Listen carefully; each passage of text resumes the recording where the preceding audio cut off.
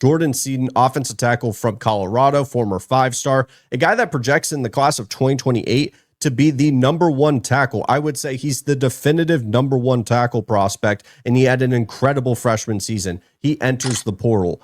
Two names have popped up already: Oregon and Texas, some of the biggest heavy hitters in terms of NIL funding and NIL packages.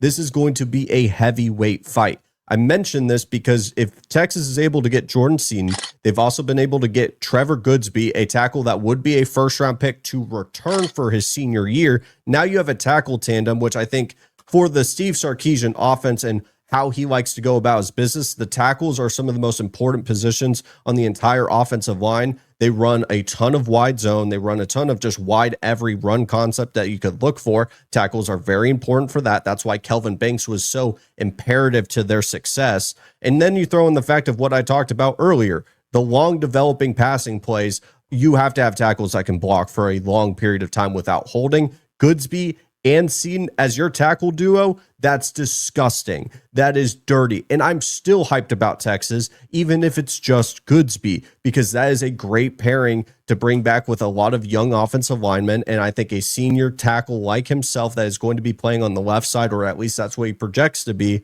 is a fantastic get for Steve Sarkisian in this offense.